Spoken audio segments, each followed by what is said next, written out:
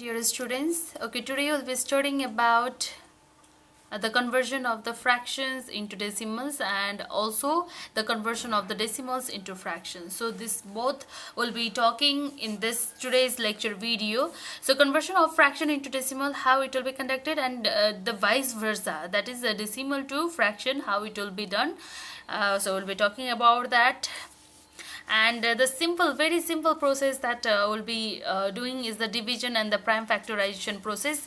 Okay, let's take the question number 1 of exercise 12.5. Of question number 1, let's do question number 1k. Okay, let's try to do question number 1k, how it is to be done with the help of the division process, because always remember that for converting fraction into decimal, okay, for converting the fraction into decimal you have to use the division process. Okay, and for converting the decimal to fraction, just the opposite, you have to use the prime factorization method. Okay, let's check how to do with the division method. So the question is k 1 by 2. Okay, so question number 1, exercise 12.5, right? And yeah, exercise 12.5. so here we have is question number k. 1k is 1 by 2. So what do we need? Denominator will be dividing the numerator, right? So we all have the division method. Here 2 will divide 1. So how it will divide? Because the numerator is smaller. So what we need to do is that first of all we have to take the 0 decimal. Alright, we have to take the decimal at first. Whenever we'll be taking the decimal, then only we'll be getting we can do the division process. So how it will be conducted? Yes, so we have question number 1k, that is 1 by 2. So here the numerator is smaller, that is 1, and the denominator is bigger 1, right? So how to do the division process with this? And we have 2 will divide 1. Since 2 cannot divide 1, that's why we'll be taking 0. 2 0 is a 0, right? 1 will be coming here. Then after what happens, we'll be taking the point. Whenever we'll be taking the decimal, then we can add 0 here.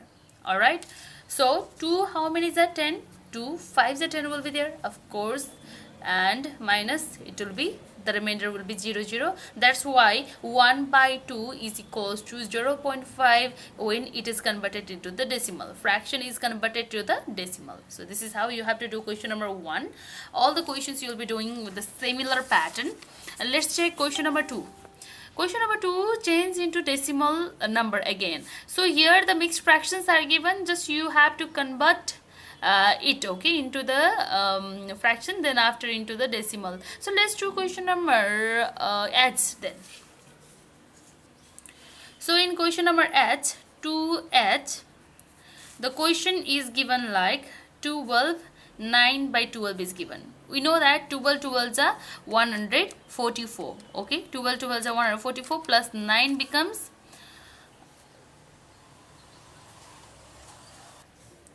153. 153 upon 12. Okay, first of all I converted the mixed fraction, and then what we can do, then after we have to convert this into the decimal again.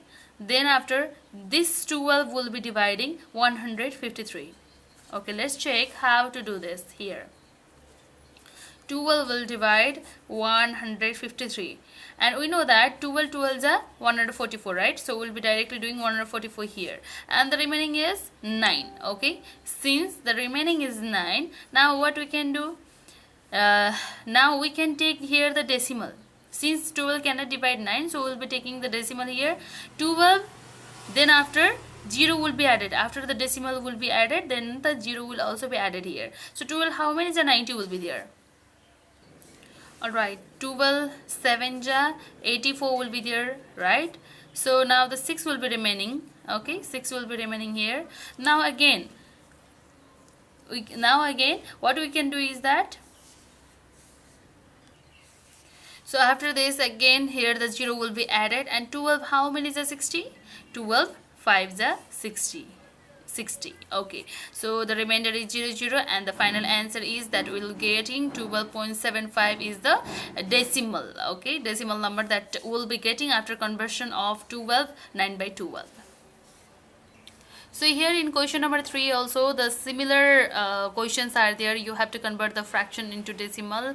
You can use the division process, but one of the easy process that I'll be teaching you now here 1 by 10 is given, 2 by 10 is given, 14 by 10 is given. So what we can do, this 1 by 10 can be written as 0.1. Let's check how. Okay, so as I said, 1 by 10 can be written as 0.1, but how? So here there is a trick. Okay, whenever the denominator consists of the number like 10 or 100 or 100,000 or 100,10,000, okay, so any number, okay, related to this 1, then after 00 how many will be there? If such type of numbers are given in the denominator part, then we have a trick like suppose first, okay, the first one is 1 by 10, second one is 1 by 100 and 1 by 1000. I am taking the 3 examples here. Okay, so here is 0, only 1 0 is there. Okay, only 1 0 is there. So what we'll be doing is that how many number of 0 is there in the denominator, we'll be counting that, and in the numerator will be going from the backward side and will be placing the decimal after the number of the zeros present. Here 1 0 is there, so after 1 digit will be placing the 0. That means 0.1 will be there. That is, since there is nothing, so I'll be writing here 0.1.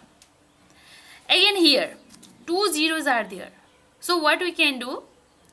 We can do now, since this 1 before this 1 nothing is, that means we can take it as 0.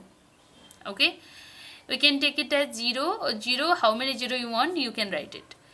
Okay, and another, what you can see here, 2 zeros are there in the denominator, no? So we can count from the backward side.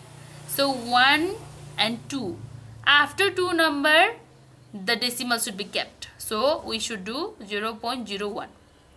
Again, let's take another example. Since here is 3 zeros, let's keep a 3 0 in front of the numerator also.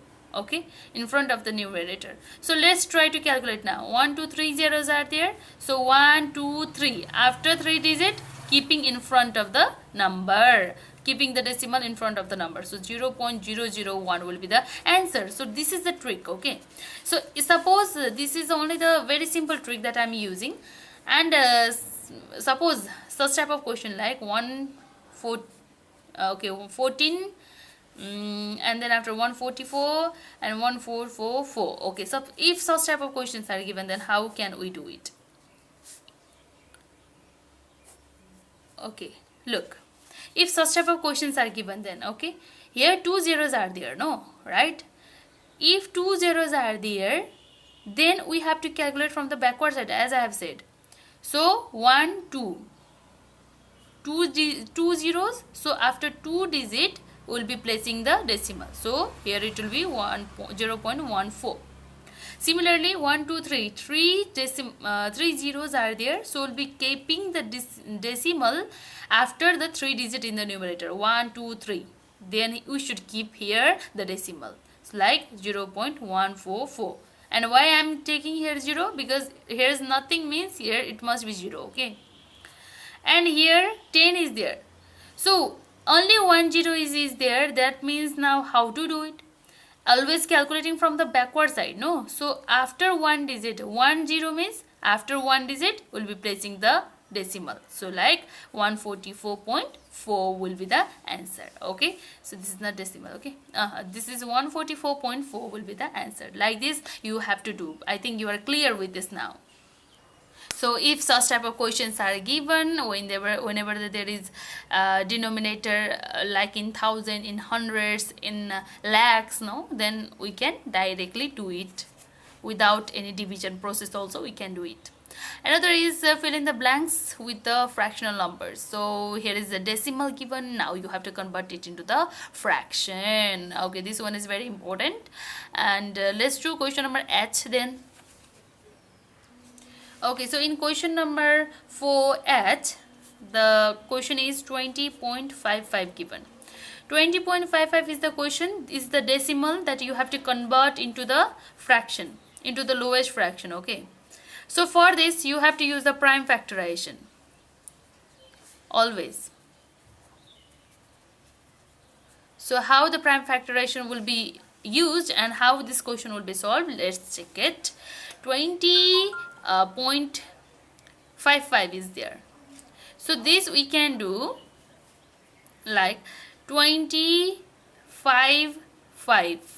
This point will be replaced by 100. This point will be taken as 1 and the number after the decimal will be taken as 00. So I replace the decimal with 1 and 5 with 0 and 5 with 0. So we have to make divide here. We have to use the division sign here. 20.55 converted into the fraction by replacing the decimal. Okay, first of all we have to convert into the fraction by replacing the decimal. Decimal will be 1. The number after the decimal will be 00. Suppose, okay, I'm just providing you the example. Suppose same type of question, 20.555 was there, then we should have written 25.55 upon the decimal will be 1, 5 will be 0, another 5 will be 0 and another 5 will be 0. So such type of thing would have been done if the question was like this. But here we have the question 20.55. So after decimal only 2 zeros. So here also 2 zeros will be there. Two number after decimal there was 2 number. So here also will be having the 2 zeros. Okay. So now what we can do, this will be converting this into the prime factorization method. We'll be taking the prime factors. So let's use the prime factorization process of this 25.5 at first. 5 4s are 20, right? And 5 0 will be there. So 1 will be there, and here also 1 will be there. 5 4s are 20, 5 1s are 5, 5 1s are 5. Okay. Now this can be divided by 3 or not. Let's check. 3 1s are 3, 3 3s are 9, and 2 will be remaining 21. So 3 7s are 21, 137. Now this 137 can be divided.